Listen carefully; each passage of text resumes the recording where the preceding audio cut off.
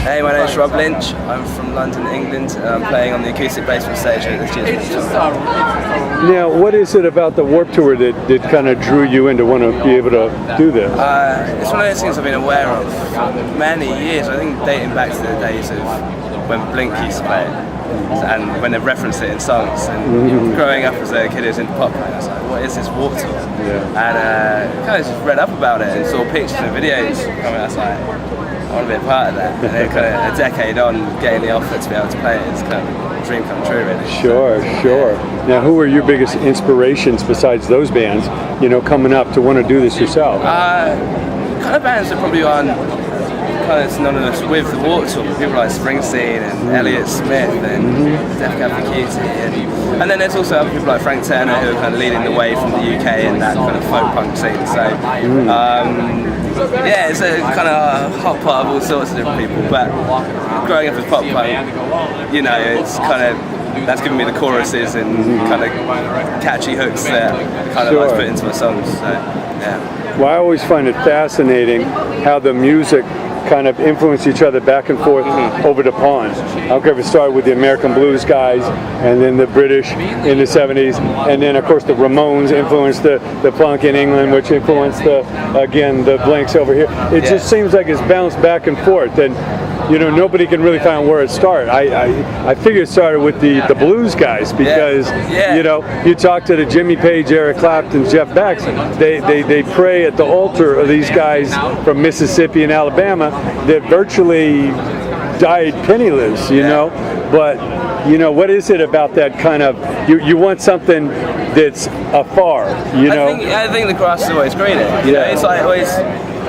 I think it's almost like it's more exotic.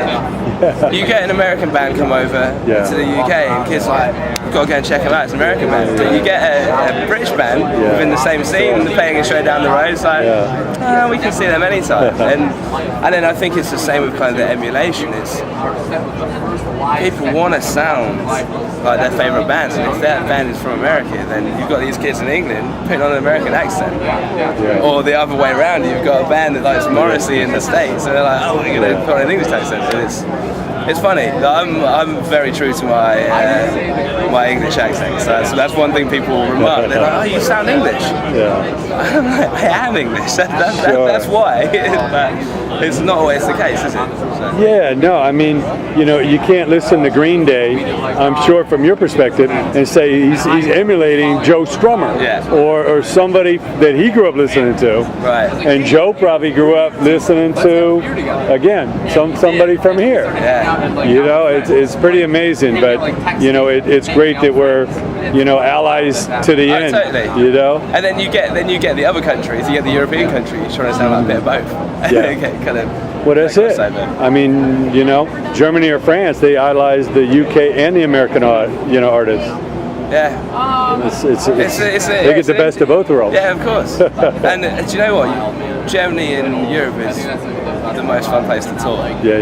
Because I think they're so respectful of British and American music. They want to, and actually even their homegrown music, they're very respectful of it, and it is an art form and like to treat artists in a certain way, whereas in America and UK you've got so many tours and things going on that bands are clamouring to get over there and play, so the level of hospitality doesn't have to be quite as high as it does elsewhere. So yeah, I love it. It's great, isn't it? Beautiful. Well, tell us about your latest recording and what you're most proud of achieving with that. So I've got a new album coming out, my debut album coming out on over here. It's going to be the 23rd of September, which got announced today actually.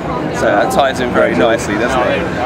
And what I want to achieve with it is just to be able to carry on doing what I'm doing. The record's not even out and I'm able to tour the States for 2 months this summer. So if we can keep that motion going and carry on touring for the next year or two until the next record's ready, then I think that would be a real achievement with it.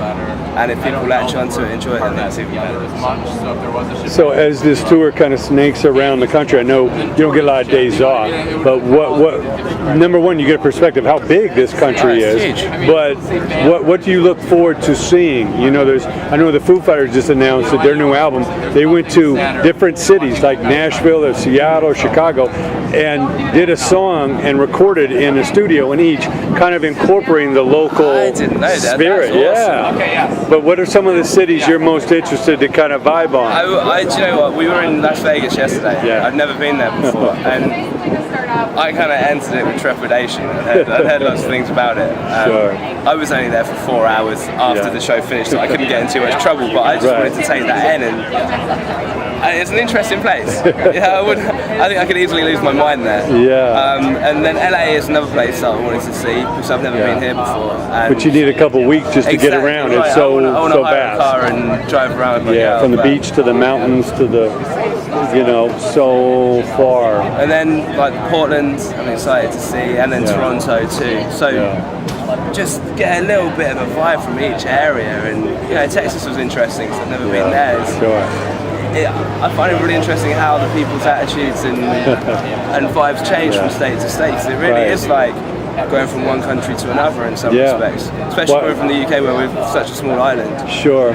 Well, I always say California and Texas, especially how big they are, they should really be countries. Yeah.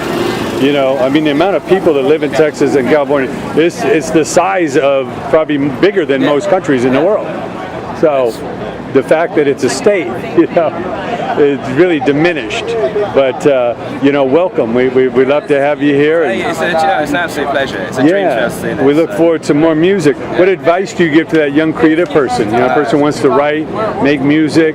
It's kind of a different world out there. What do they need to focus on? I get asked this quite a lot, and I think cliches are cliches for a reason, but it's just don't give up. Just carry on. Stick to what you believe in. Just carry on writing and stay true to yourself. Don't try and be someone else, is the main thing.